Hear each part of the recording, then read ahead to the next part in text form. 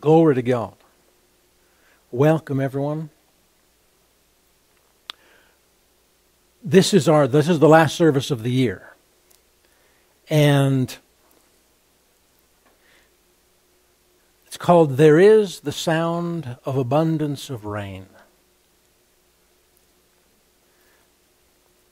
This is, the Holy Ghost began talking to me. I was reading. Let's go ahead and turn to 1 Kings chapter 18. I was reading 1 Kings chapter 18. I was just reading my Bible and flipping through and came across this, and read through it, and the Holy Ghost began to stir on the inside of me. And we already talked a little bit about this a couple months ago.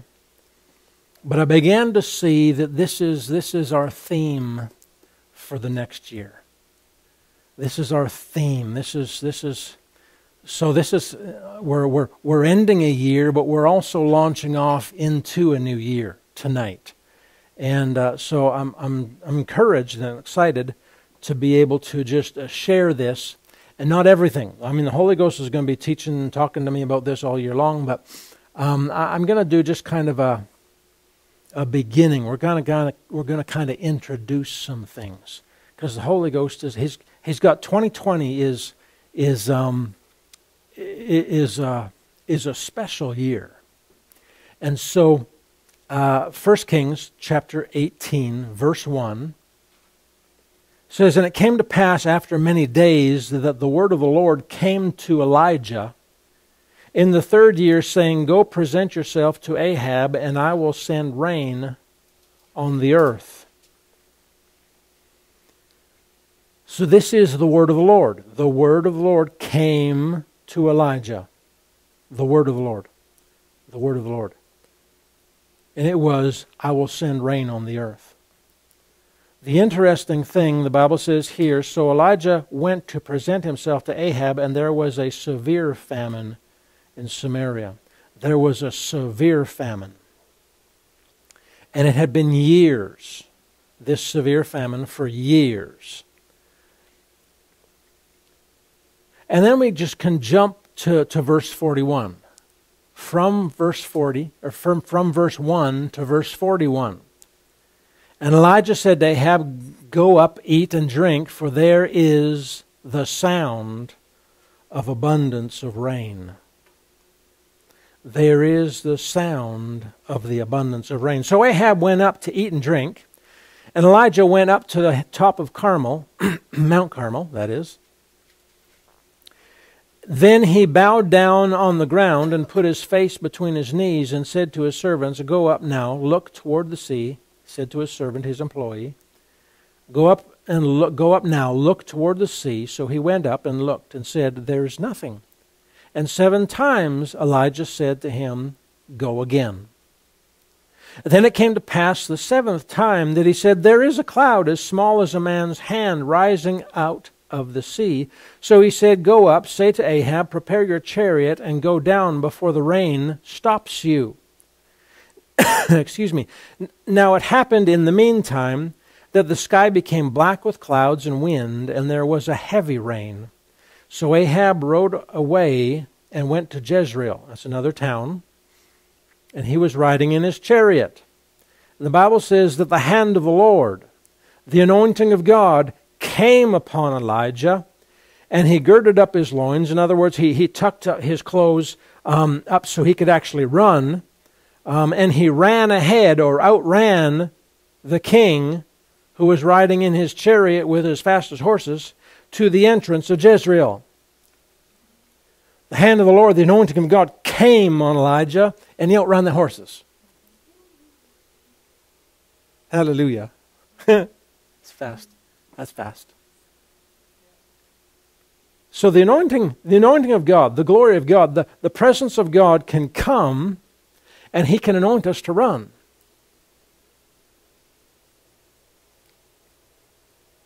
I mean, you don't even have to necessarily be in a charismatic type church to do a Jericho march. You can be in some denominational churches and you'll do Jericho marches just because we've seen the example.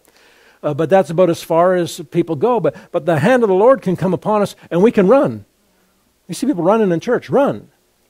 We can dance. We can dance in the Spirit. We can dance. The hand of the Lord can come, and we can start to dance. People can start to laugh. We can laugh. They start laughing. Laughing. Slide out of their chairs on the floor, laughing. When the hand of the Lord comes upon us. The Bible talks about when the Holy Spirit fell. Peter was preaching. He was teaching. He was just talking at Cornelius' place. And the Bible says the Holy Spirit fell, and they got born again, and they all started speaking in tongues. Everyone in his living room. Whole household and everyone there, filled with the Holy Ghost, began to speak with other tongues. Hallelujah. So the Holy Ghost can fall. The hand of the Lord can come upon. The Bible talks about even Saul, when the hand of the Lord came upon him and he began to prophesy. He became a different man, a different person when the hand of the Lord came upon. There's anointing, there's a grace. Hallelujah. They can shout. The hand of the Lord can come upon us, and we can dance and we can shout. Amen? We can sing and dance and laugh and lay out on the floor. The Bible says that when the glory of God fell in the temple, when Solomon dedicated it, the Bible says that the glory of God came. The cloud, it looked like a cloud, just a cloud filled the room. A cloud, it's like it got foggy in the room. The cloud filled the room, and the Bible says the priests couldn't stand. What does that mean? They fell out on the floor, and they couldn't stand to minister. They could not stand up. They were all laid out on the floor when the hand of the Lord came upon them. Hallelujah. When we pray for people, people fall. The hand of the Lord comes upon people. Fall. People can be laying there. They can have visions. They can have dreams. They can be healed. The Holy Ghost can work on them. The angels can work on them. All these things. Because there's a sound of an abundance of rain. There's a sound of an abundance of rain. These are not just things that were for 2,000 and 3,000 years ago and 500 years ago and 100 years ago, 50 years ago. These are things that are to happen now. Hallelujah. The manifestation of angels, to where God speeds up our physical eyes that we see them, or He slows them down so we can see them.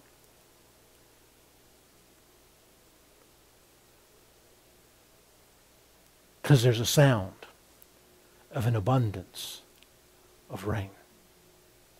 Hallelujah. I've got 3 points this evening. First one is to seek Him. Let's go to Hosea chapter 10.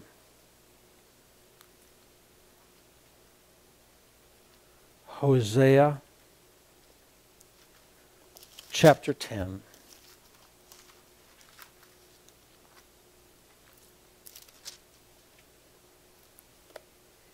Hosea 10, verse 12.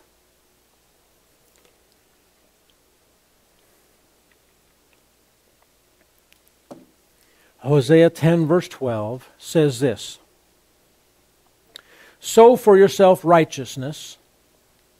I was reading this morning, and I saw this. This kind of just jumped out, the word yourself. Say yourself. Yourself means myself. Right? Do you understand that? He says, sow for yourself righteousness. In other words, you can't sow righteousness for someone else, and someone else can't sow righteousness for you. Right? Your husband, your wife, your parents, your kids, your neighbor, your brother, your sister, your pastor. No one can sow righteousness for you. It says here, sow for yourself righteousness, reap in mercy. Hallelujah. Your sowing is your responsibility. Your reaping is your responsibility. Breaking up your fallow ground or hardness of heart, this is our own responsibility. Hallelujah. Now we have help. You know, people are, God has put people around us to help us, but it's our responsibility to receive that help, right? To receive that word, to have the help of the Holy Spirit. But he said, sow for yourself righteousness. Now that word righteousness in the Hebrew can also be translated rightness, justice, prosperity, right, or to make right, cleanse, clear, self, maybe it's clear self, and then justify.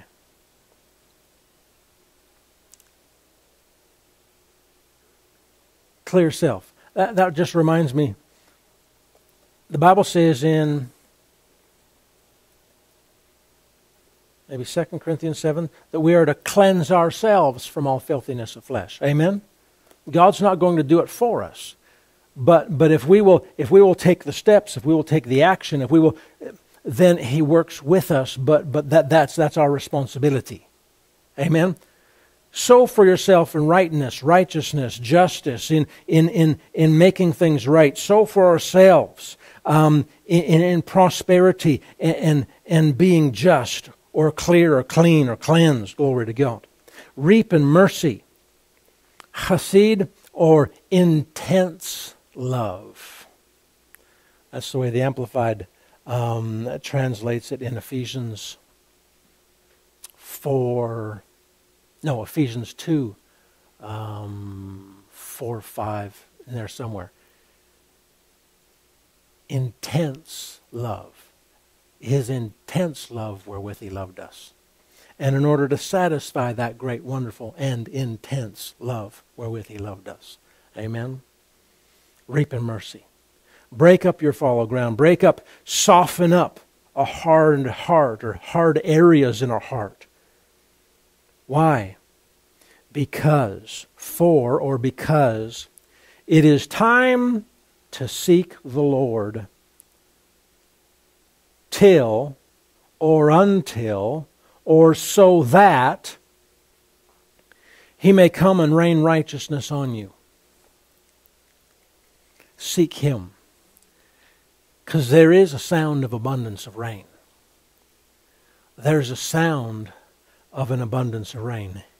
Even in a life or a land experiencing famine, there is a sound of an abundance of rain. But he said we need to do these things because it's time to seek the Lord. It's time to seek the Lord. So these things are part of seeking the Lord. Sowing righteousness, reaping mercy, breaking up the fallow ground. These are part of seeking the Lord. The word seek can be translated, it means to follow. It means to worship. To follow and to worship. It's time to follow Him. Follow Him on a higher level. Amen? Follow Him like we haven't followed Him before. Worship Him. Worship Him like we've never worshipped Him before. It means to inquire. And when I think of the word inquire, I think about what we've been talking about all year long. See, 1 year ago we talked about the table of the Lord.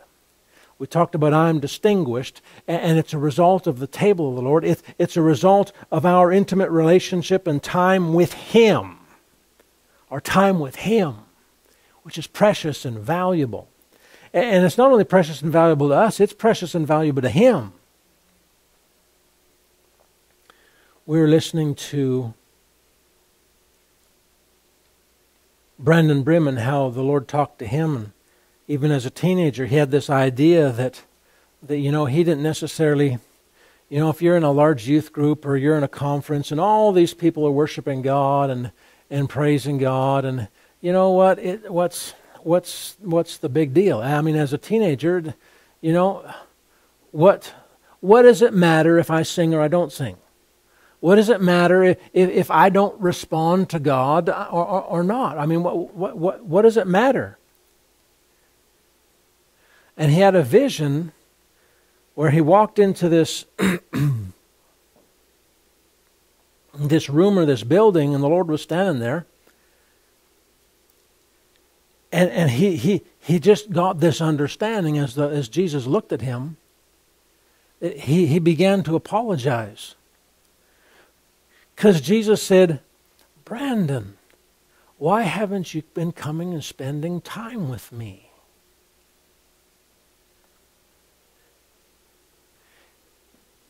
He said, no one can spend time with me like you spend time with me. Meaning that each and every one of us, our time with Jesus is special.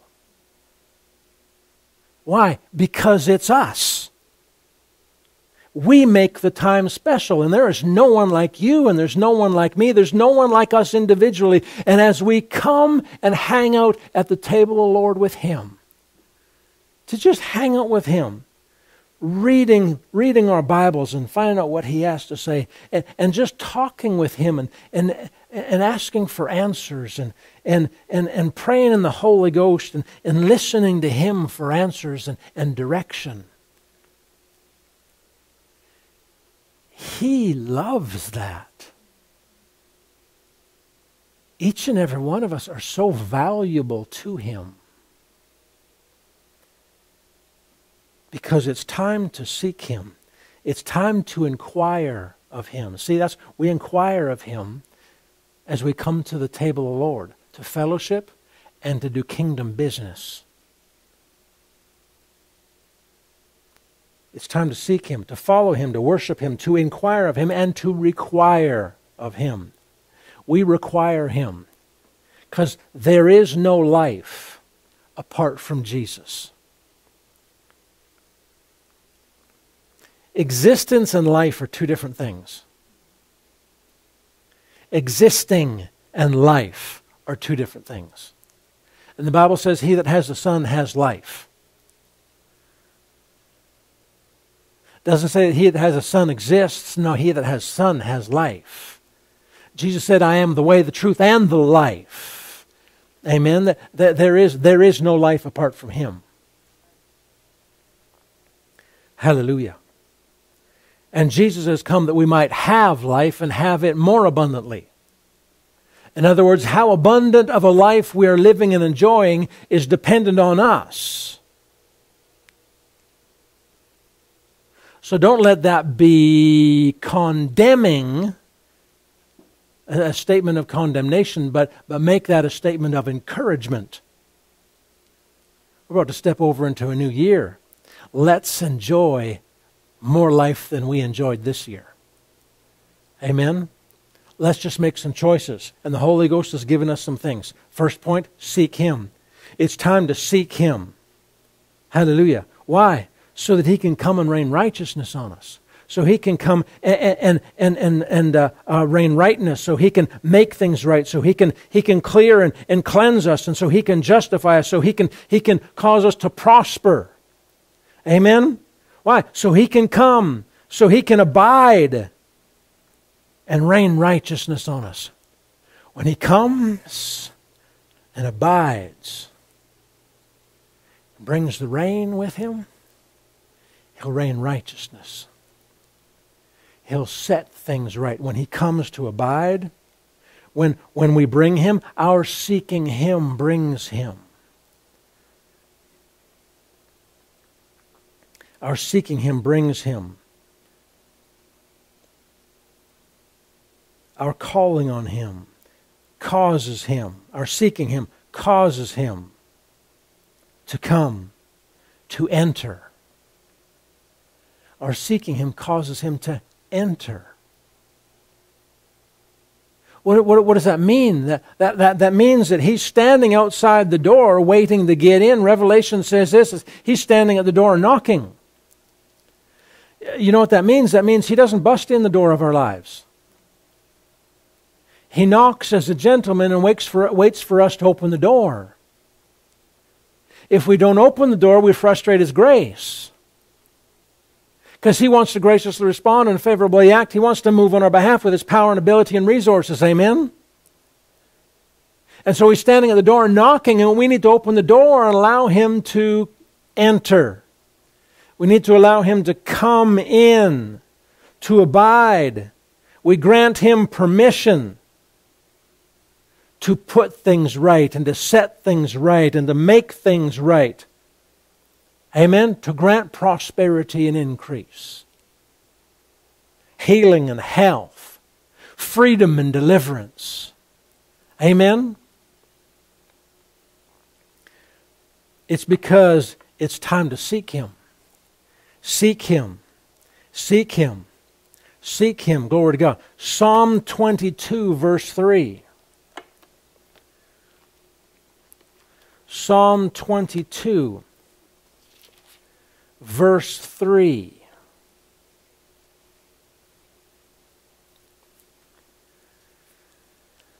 King James uses the word inhabit.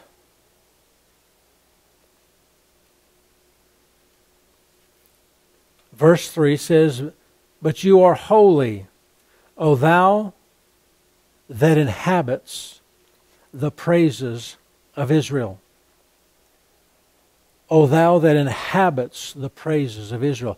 God inhabits the praises of His people. Amen. He inhabits. The word inhabit means to sit down. I like this one. To settle down. You may sit down somewhere for a few moments just because you're tired, but if you don't feel welcome, you're not going to settle down. Right? But if you're welcome and you feel welcomed, you'll just settle down, you'll get comfortable. God inhabits the praises of His people. God gets comfortable. He settles down in the praises of His people. He will tarry. He will abide.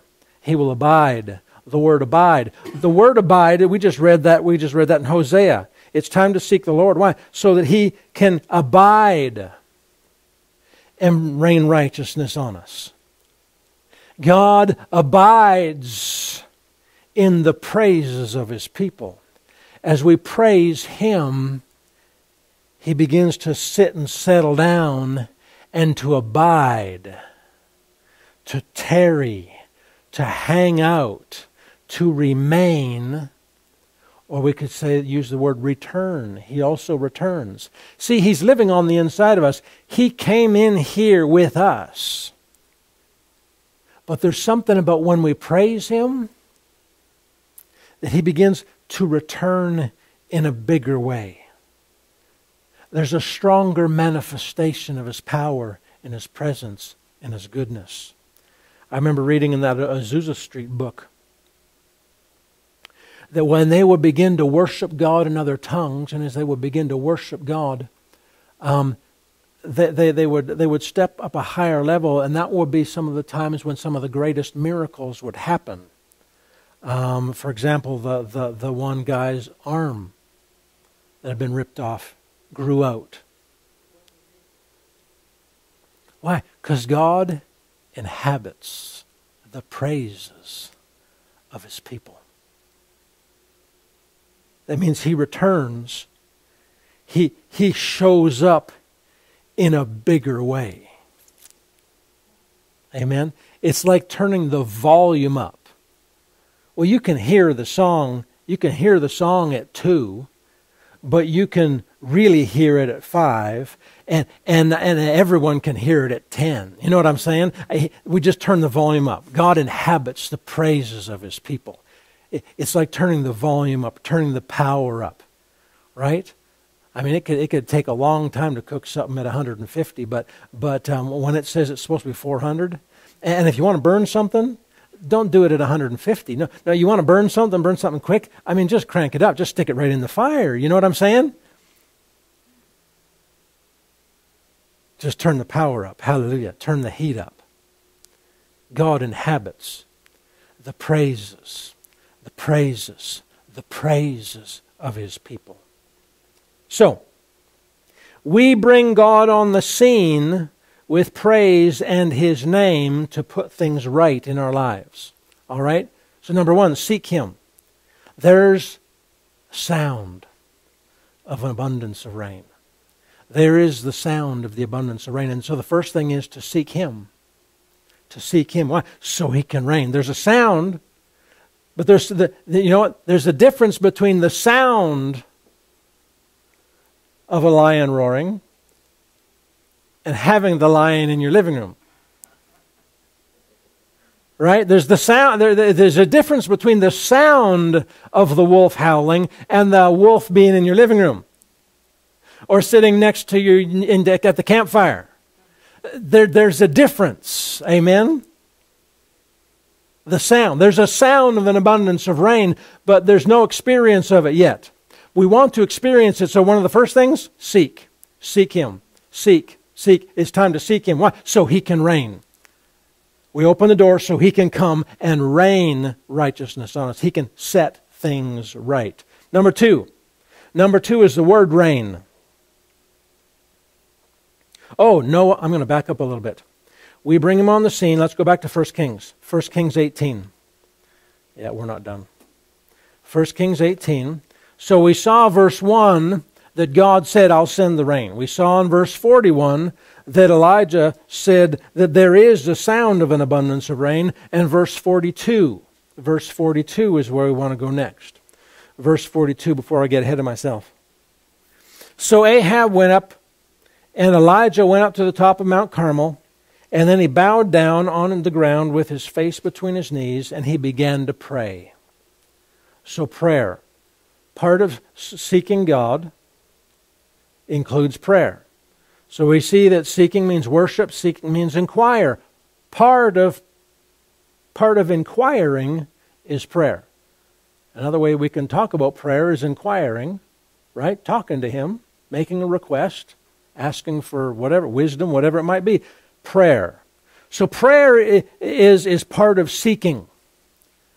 Praise, worship, following Him, inquiring. Prayer. Say prayer. Prayer. And so, if we will now go to 2 Chronicles chapter 7. 2 Chronicles chapter 7.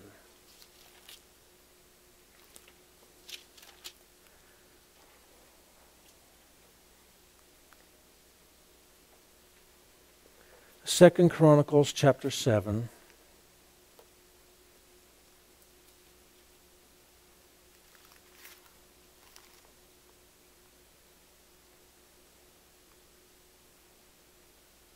Says, if my people which are called by my name shall humble themselves and pray and seek my face and turn from their wicked ways, then will I hear from heaven and will forgive their sin and will heal their land.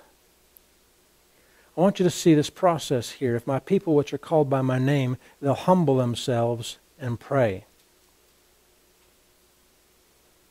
This is part, humble themselves, pray and seek my face, turn from their wicked ways. You know what the word turn is another word for repent. Repentance. Pray, seek His face, be repentant. God said He will hear us, He will forgive us, and He will heal our land. He said, I'll send the rain, and I'll set things right. I'll send the rain, and I'll put things right. I'll make things right. Amen? Can you see that? But it starts as we seek Him, seeking Him in humility, seeking Him in prayer, in repentance. And He said, listen, I'll be able to forgive and I'll be able to heal. I'll be able to bring restoration. I'll bring freedom, right? I will send the rain. We humble ourselves, pray, seek His face, repent. And God said, I will set things right. This is all part of seeking Him. Seeking Him. Now the next one. Let's go to rain. Point number 2, rain. Rain. Psalm 63. We've read this and we're going to keep reading it. Psalm 63. verses 1 and 2. Psalm 63 verses 1 and 2 says, O God, you are my God. Early will I seek you. The seeking of Him isn't the last thing we do. The seeking that we do is the first thing we do. Early. Early. We do it ahead of time. Why? Because it's important. O God, you are my God. Early will I seek you. My soul thirsts for you. My flesh longs for you in a dry and thirsty land where there's no water. Again, the reason there's no water in the land, the reason there's no water in the world is because the world is dead. The world is dry. The reason it's dry is because there is no life apart from Jesus. He that has the Son has life. There is no life apart from Jesus. When we're talking about life, we're talking about abundant life. We're talking about the life of God, not just existence. Hallelujah. Hallelujah. So, in this world has no water. It has no life. It has nothing to offer us that gives life, that gives satisfaction, that gives fulfillment. The Bible says this, the thief, talking about Satan, comes to steal, to kill, and to destroy. What does that mean? That's all the world has to offer. That's all the world has to offer. It makes this pretty picture. But you go up to the pretty picture to shake a hand, to lay hold of, and all it is a picture. It's like you've been to some of the Hollywood scenes and you see the whole main street that they did, but if you just walk 5 feet behind what you see, there's nothing. They used to just make their town and so on. It was just all storefronts. Nothing in the back. Nothing. It's just nothing. That's how Satan functions and operates. He just paints a pretty picture. But there's no substance. There's no life. There is nothing to it.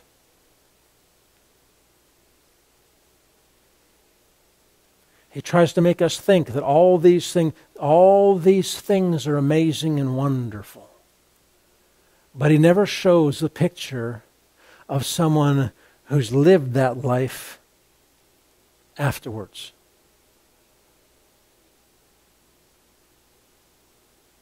They try to glorify the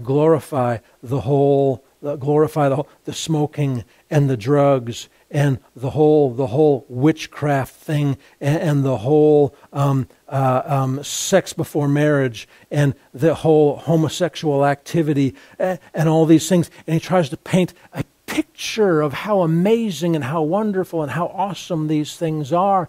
But he never shows the people in the hospital because their lungs are destroyed and they're gasping for breath and almost dying. That they never show the picture of what the drugs have done and what the people do that are on them. And there's such a family ruled by fear and no trust and no loyalty, and people are dying. Gangs having, if they make it to their 20s, it's amazing.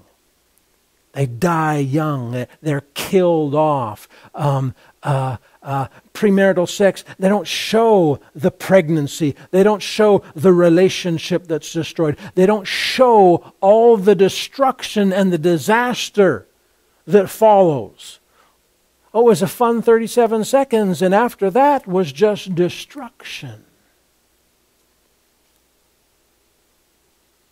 We'll just play around with witchcraft and play around because we like to have some power. The only power that Satan has is a power of fear, and he's a spirit being. But he is not in charge. He's a created being.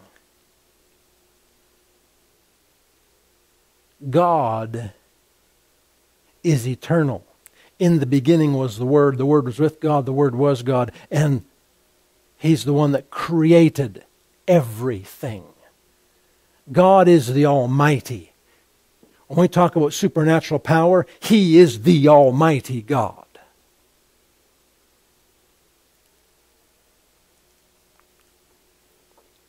They don't show the bondage that comes from playing around with witchcraft, playing around with seances, and playing around with demonic type games and activities. The way that the door is open for the devil. I'll tell you a story.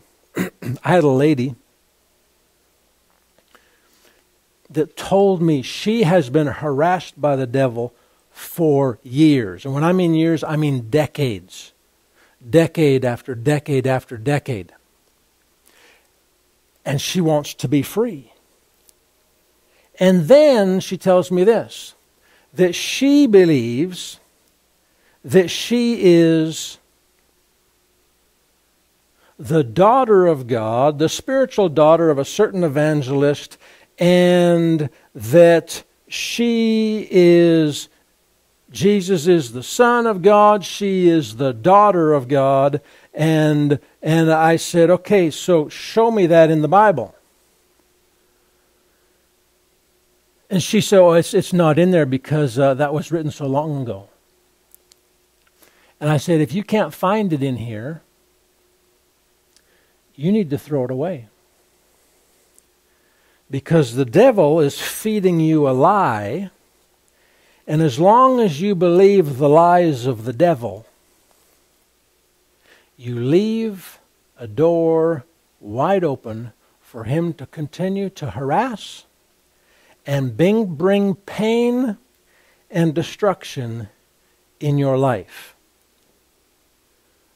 Do you want to get rid of that idea that you are the Messiah, you are the daughter of God? Oh no, that's what he told me. Everything he's going to tell us is in here or going to line up and agree with what's in our Bible. Amen? So if you can't find it in your Bible and it contradicts what your Bible says, it's the devil, it's called deception, it's called a lie. And because she refuses to let go of the lie, she will continue to be harassed and tormented by demon and demonic activity. But see, the devil doesn't show us that picture. He shows us the pretty picture. High gloss, right? You know, the one that, oh wow, ooh. But he never shows us what's behind it. Because he has no life. He has nothing to offer us.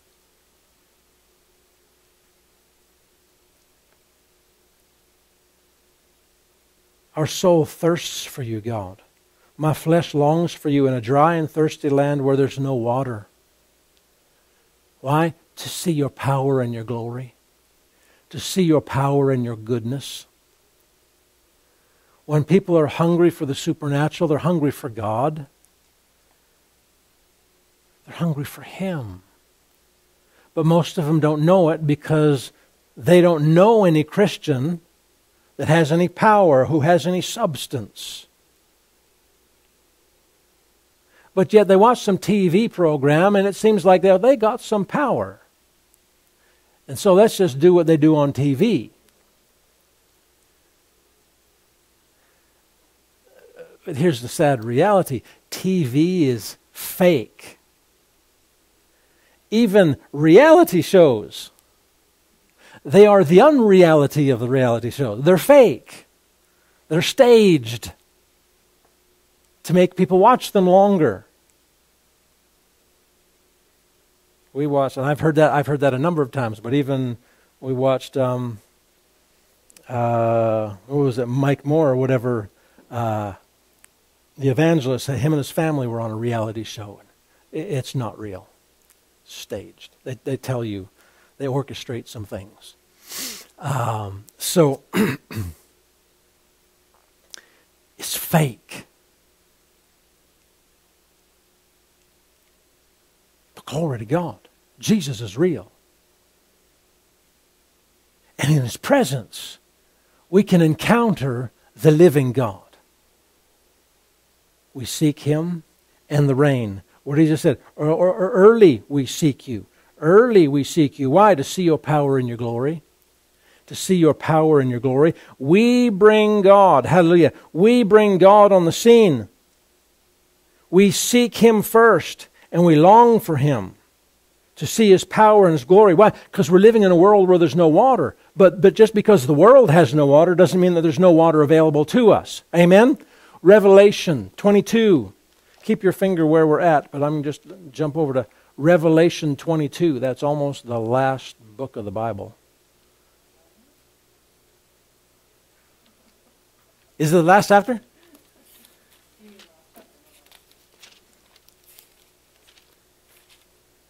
Hey, it's the last chapter before you get to the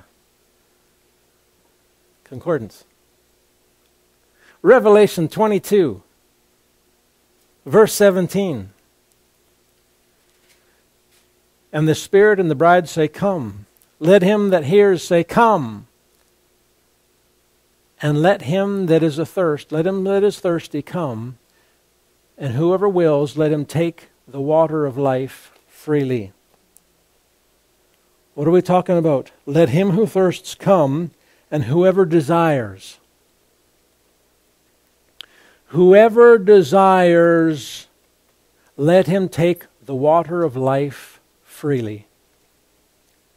There is life, and His name is Jesus. It's His presence. Whoever desires, let them take the water of life freely. Hallelujah. The rain is available to whoever. Amen? Zechariah 10:1. Zechariah 10:1.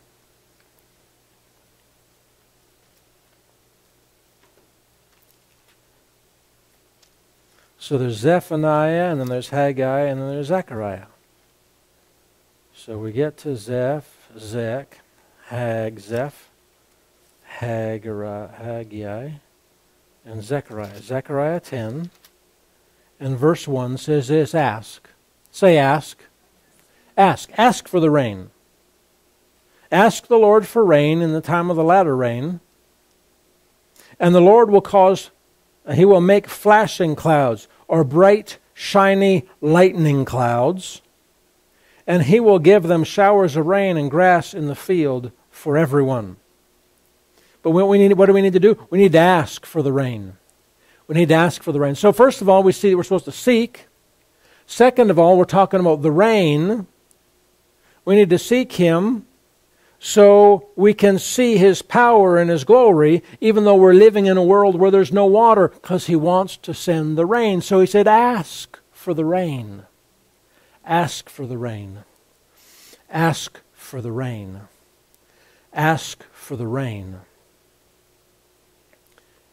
Ask for it. Ask for the rain in the time of the latter rain. See, there was the former rain, which was Acts chapter 2. Then there was the latter rain. See, there were two rains in the season which helped with the crops. And we see the former rain, for us spiritually speaking, a spiritual rain, was Acts chapter 2. The latter rain was right around 1900. Okay? We saw Azusa Street. There was this outpouring that actually took off all over the world. And then the Bible talks about that God wants to take the former rain and the latter rain and bring them together. Now, we're in this season, we're in this time where the former rain and the latter rain are to come together. And so, He said, ask for the rain in the time of the latter rain. Ask for the rain. And so that's what we've been praying. You know, during our pre-service prayers, we're asking for the rain. And our prayers at home, asking for the rain. This is part of our prayer assignment that we do each week. Our prayer assignment, ask for the rain in the time of the latter rain. Why? Because without the rain, there's drought. Without the rain, there's famine. Without the rain, it's dry. But when the rain comes, it produces life. When the rain comes, it produces increase. When the rain comes. Amen? When the rain comes. Hallelujah. So we ask for the rain. And then let's go to Acts chapter 2. Acts chapter 2.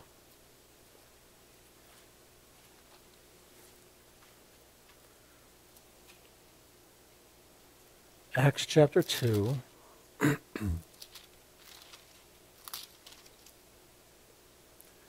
We see verse 1, starting in verse 1, and when the day of Pentecost was fully come, they were all with one accord in one place, and suddenly there came a sound from heaven, as of a rushing mighty wind, and it filled all the house where they were sitting.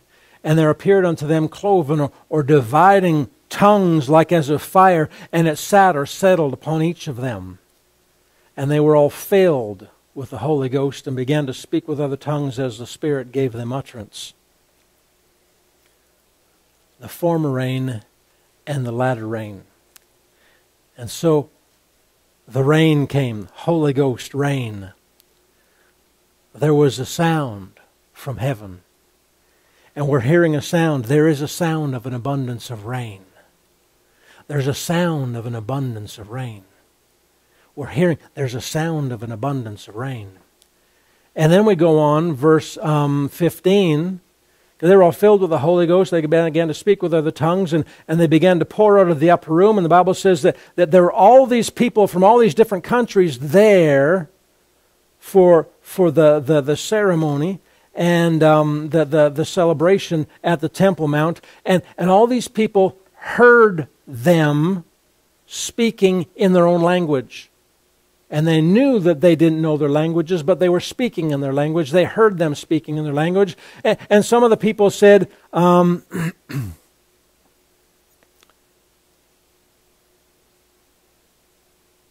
they wondered what it meant. Verse 12, and they were all amazed and were in doubt, saying one to another, what means this? And others mocked them, saying, these people are filled with new wine, they're drunk.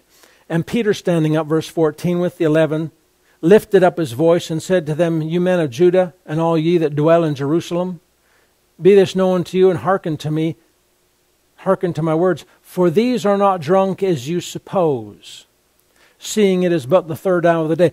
He said, these people are not drunk like you think. They were acting drunk because they were drunk. But he said, they're not drunk like you think they're drunk. They've been filled with the Holy Ghost. And so they've been laughing. They're praying in other tongues. They're shouting. They're walking a little bit crooked and weaving. And they're laughing. And they're having such a good time. And the people thought they're drunk. And he said, no, they're not drunk like you think. Why? Because it's early in the morning. But, verse 16, this is that. Or we could say this is the beginning of that which was spoken by the prophet Joel. And it shall come to pass in the last days, says God, I will pour out of my Spirit upon all flesh, and your sons and your daughters shall prophesy, and your young men shall see visions, and your old men shall dream dreams, and on my servants and on my handmaidens I will pour out in those days of my Spirit, and they shall prophesy. And I will show wonders in the heaven above, and signs in the earth beneath, blood and fire and vapor of smoke. And the sun will be turned into darkness, and the moon into blood before the great and notable day of the Lord. And it shall come to pass that whoever calls upon the name of the Lord shall be saved. The sons and the daughters shall prophesy. If you're a son or a daughter, lift up your hand. We are all sons and daughters. He wants to speak. He wants to use us to prophesy. And on your servants and your handmaidens, male and female, I'm going to pour out of my Spirit in those days. And your old men will dream dreams, your young men will see visions.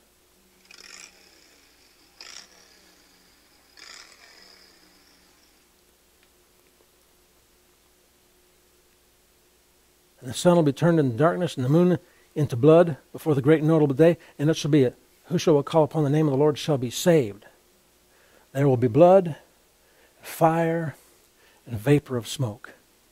We enter into the kingdom of God through the blood of Jesus. Amen? The fire of God falls. The Spirit of God falls. And then vapor of smoke. It's like the glory cloud. The glory cloud rolls in, or the glory cloud, like the fog, settles in. Blood and fire and a vapor of smoke. This is the beginning of that which was spoken by the prophet Joel. Hallelujah. And we are at the end of that which was spoken by the prophet Joel. Amen. Because the book of Acts has not been finished. It's not done being written. We are still living in the book of Acts. But we're not living in the beginning of it. We're living at the end of it. Amen. Do you understand that? There's no greeting or goodbye or this is it, conclusion to Acts. It's just done. But it's not finished. It's not concluded. It's not closed. So, the former rain, this is the beginning of that. It's called the outpouring of the Holy Spirit. So we're asking for the rain. We're asking for the outpouring of His Spirit upon all flesh. Hallelujah. Sons and daughters. So there's a sound of an abundance of rain. Number one, seek Him. Number two, the rain. We ask for the rain.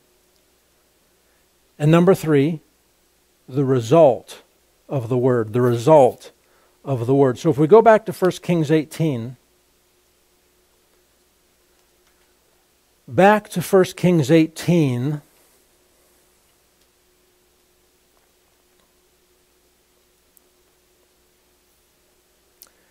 First Kings 18 verse 1 again says, the word of the Lord came to Elijah saying what? I will send rain on the earth. I will send rain on the earth. God said, there is a sound of an abundance of rain. Why is there a sound of an abundance of rain? Why did Elijah say, listen, there's a sound of an abundance of rain? Because God said, I will send rain. Amen? The only reason there was a sound of an abundance of rain is because God said, I will send the rain. And so my statement to each and every one of us is then, what scriptures, what are we standing on? What has the Lord spoken and said to us? What are we taking hold of by faith that we have not yet seen, but we hear the sound of an abundance of something? There is a sound of an abundance of something based on the Word of God He's given us. By the stripes of Jesus you were healed. There is a sound of an abundance of healing and health and restoration. But my God shall liberally supply everything that we need, everything that we want, all of our income according to His riches and glory by the anointing of Jesus. There is the sound of an abundance of money, an abundance of provision, an abundance of supply, an abundance of wealth. Hallelujah. There is a sound. Therefore, being justified by faith, we have peace with God. There is a sound of an abundance of peace. We're not having to try to earn our righteousness. We're not having to try to earn peace with God. No, Jesus has become the Prince of Peace. He is our peace. We have peace with God because of Jesus. There is a sound of an abundance of peace. So we can rest. We can rest. We have been made the righteousness of God in Him. What scriptures? What promises? What has He said to us? That causes us. That enables us to hear something. There is the sound of an abundance of rain. Amen? The message in Romans chapter 4, and I'm going to read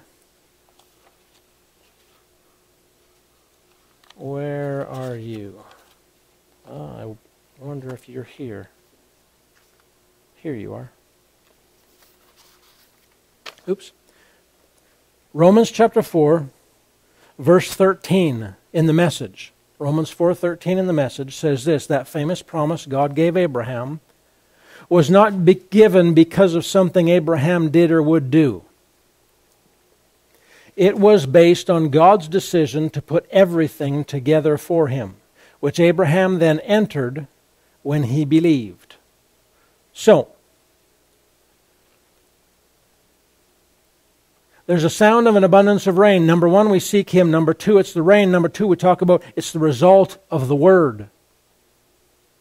It says it's a result of the Word. And we see here that the famous promises that were given to Abraham,